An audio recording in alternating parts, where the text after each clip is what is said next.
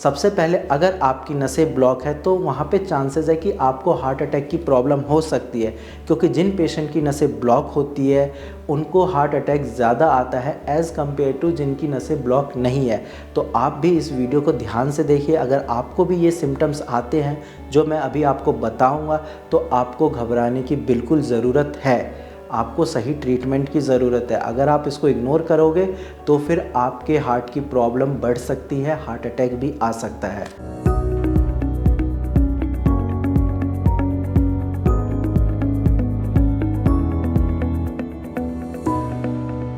नमस्कार, मैं डॉक्टर हिमांशु पराशर। आज आपको इस वीडियो में बताऊंगा नसों में ब्लॉकेज होने के क्या क्या लक्षण होते हैं, कैसे पता करें कि आपकी नसें ब्लॉक तो नहीं है।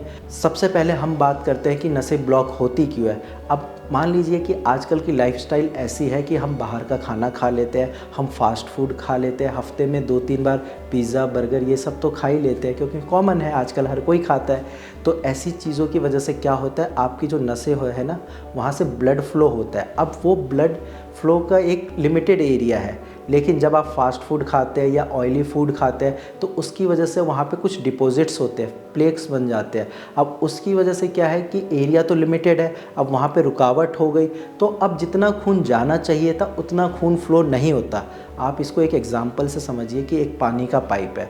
अब पानी के पाइप से पानी रेगुलर जा रहा है, लेकिन अगर उसी पाइप में आप बीच बीच में पत्थर रख देते हैं तो पानी का फ्लो कम हो जाएगा। यही आपकी नसों के साथ होता है। अगर नसें ब्लॉक हो गई, खून का फ्लो सही से नहीं होगा, हार्ट सही से ब्लड पंप नहीं कर पाएगा तो हार्ट अटैक के चांसेस बढ़ते हैं।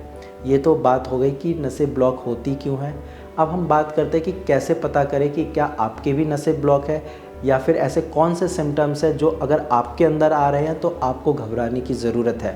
तो सबसे पहले अगर आपको सांस लेने में दिक्कत हो रही है या थोड़ा सा चलने पे भी आपकी सांसें फूल जाती है तो ये हार्ट की प्रॉब्लम हो सकती है, नस ब्लॉक हो सकती है।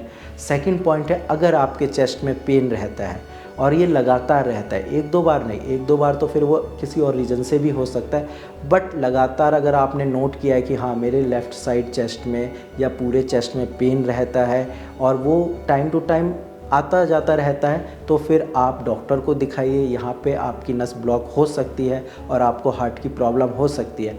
इसके साथ साथ जब आप अपने बॉडी को टच करते हैं, आपको हाथ पैर या कोई भी पार्ट ऐसा तो नहीं लगता कि ठंडा हो रहा है, तो भी आपकी नसें ब्लॉक हो सकती है। क्योंकि जब नसें ब्लॉक होती है, खून का फ्लो सही नहीं होता तो बॉडी टेम्परेचर कम होता है।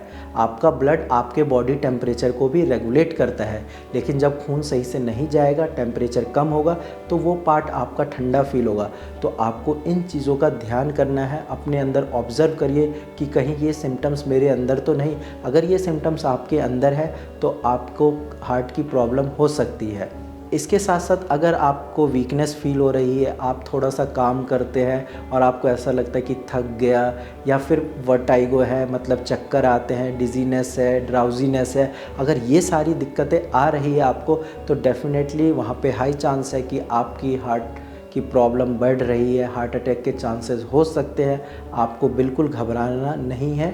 आप एक काम करिए, आप टेस्ट करा लीजिए, आप चेस्ट एक्सरे कराइए, आप ईसीजी कराइए, आप एंजियोग्राम कराइए, इन सारी चीज़ों को कराइए और फिर इनकी रिपोर्ट आप अपने डॉक्टर के साथ शेयर करिए।